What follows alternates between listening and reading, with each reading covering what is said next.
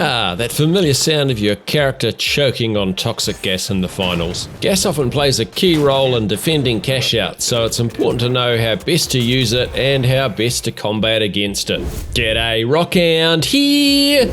The green clouds of toxic gas that often end the would-be cash-out steals of the finest teams in the finals come from one of three sources: gas grenades carried by all builds, gas mines carried by the medium build, and the green gas canisters that can be found lying around the maps. Let's cover a few quick facts about these three gas sources before we look at using gas and defending against it. Each gas source covers the same area and lasts for 12 seconds, so grenades, mines, and canisters operate exactly the same way once they're emitting gas, but they are triggered in different ways. Importantly, the damage effect from gas is not increased by having multiple sources in the same location. In other words, if you have a single gas grenade at your feet, it will eliminate you just as quickly as having a gas grenade, an active gas mine, and an exploded gas canister at your feet. Gas always does 50 damage per second if you're in the gas cloud, no matter what the source of the gas is. So don't waste these resources by putting them all in the same location, scatter them around, or reserve them for later. One gas grenade can be carried by each of the three builds. When thrown, they emit gas for 12 seconds and have a cooldown period of 30 seconds, so it's a good idea to have either more than one teammate with gas grenades or have an alternative source of gas available for your team to avoid having an 18-second gap where you have no gas available. Add another grenade or a gas mine or a gas canister into the mix and you've reduced that gap down to only 6 seconds before the first teammate can throw another gas grenade. The medium build's two gas mines have a 1.6 second delay before being armed when they're deployed, and there's a 40-second cooldown before the supply is restocked. They can be triggered either by opponents stepping on them or if they get shot by anyone. The gas canisters that you find scattered around the map are perhaps the most interesting because they can be exploded in a number of different ways. If you just throw them, they will leak gas for 15 seconds before exploding. They'll also do the same thing if you shoot them once, and if you shoot them multiple times, they'll explode immediately. If you throw a pyro grenade on one of these canisters though, they'll explode a whopping 25 seconds after first being hit, which is great if you want to leave a little present behind for another team long after you've left the location. Next, and also important to know, is that gas is flammable and can be ignited by pyro grenades from all builds, pyro mines or the flamethrower from the heavy build, and the flammable canisters found around the map when they explode.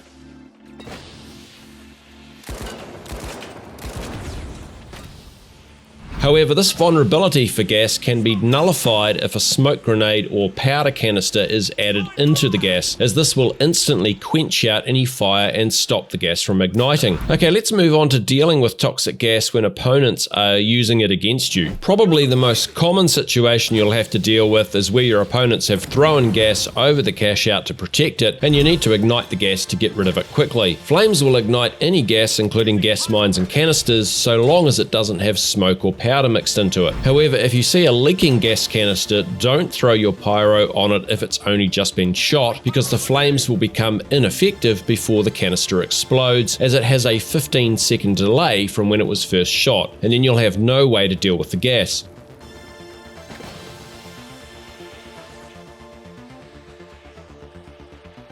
If you use a flamethrower on a gas canister, it will explode the canister, but you'll take a small amount of damage from the gas first, then the gas will ignite and disappear. So just be wary of that if you're on low health. Once the flames, in whatever form they come, have burnt the gas, there is no way for the gas to reappear. For instance, if an opponent throws smoke right after you pyro the gas from their gas mine, the actual mine has already gone the moment the flames ignite the gas, and there's no way for an enemy to save their mine and have it restart. Generally, the most effective way of igniting gas is with a pyro grenade, because it allows you to do it from a distance and any build can carry them, and that way you're not reliant on having a heavy with a flamethrower nearby or getting a pyro mine dropped in the right location and also having to shoot it to set it off. As an alternative, you can always grab one of these orange flammable canisters, but they do take a few shots to get them to immediately ignite. So in a well-defended cash-out situation, you're quite likely to be taken out by an opponent while you're busy throwing and then shooting these. So I would recommend the pyro grenade as your go-to for igniting gas. I also recommend throwing the grenade a little to one side of the cash out because, as you can see here, it will still ignite toxic gas as long as the flames from the pyro are within the fringes of the gas cloud. But this will also mean that you're not stopping your own team from making a steal by having the fire land right on the cash out. If the defending team is smart, they'll add the light build smoke grenade or a powder canister to the gas because this will kill the flames from any of the solutions I've just mentioned, making the pyro option temporarily redundant. If they do that, then you have two possible solutions. Firstly, you can focus on eliminating the defending team and then just wait for the gas to disperse before making your steal. This takes time that you might not have though. Alternatively, if you're in a building with floors below the cash out, you can aim to bring the cash out down a couple of floors because the gas will not drop down with it. In this example, I've placed the heavy build C4 under each of the two levels below the roof in the practice range, and when the gas is set off, you can see that the C4 easily blows a large enough hole to bring the cash out down. You're going to want to aim to destroy two levels though, because gas does penetrate downwards one level and will affect you on that level regardless of whether the floor is in place or not. It won't reach two floors down though. Now, what if you're on the defending team? What's the way to make it most difficult for teams trying to steal your cash out? Well, other defenses aside, I'd recommend doing the following. When you arrive at the cash out, right click, drop a gas canister next to the cash out. Don't throw it because you'll set it off. The moment any opponents arrive on the scene, work as a team to do all of the following at the same time. Have a light build throw a smoke grenade, or anyone on the team throw a powder canister at the cash out. Shoot the gas canister with a single shot. Throw a gas grenade at the cash out. This will mean you have protected gas from the gas grenade on the cash out for the next 12 seconds. Hopefully during the start of that time, the attacking team will mistakenly try to clear the gas with a pyro grenade, which they will waste because the smoke grenade or powder canister will stop it from working. 15 seconds in and merely 3 seconds after the gas grenade stops working, the gas canister will explode and provide an additional 12 seconds of gas coverage. If you can at this point, throw another smoke grenade into the gas to protect it. The gas grenade has a 30-second cooldown period, so 3 seconds after the gas canister ends, you should be able to throw another gas grenade if you need it, although smoke grenades have a 45-second cooldown, so you won't be able to add smoke on this gas grenade unless you have two light builds on your team, both equipped with smoke. If your team manages to add a powder canister or smoke grenade into the gas, there's no way for your opponents to ignite it, no matter how long they try to burn it with a flamethrower. They will die trying if they're standing in the gas. If you're the team trying to apply gas and there's already an active pyro grenade, don't throw a gas grenade because the flames will immediately ignite it. So you'll need to throw a gas canister instead if you have one nearby, so that there's a 15-second delay on it exploding. Or you can shoot it once the flames have subsided. That'll explode it straight away.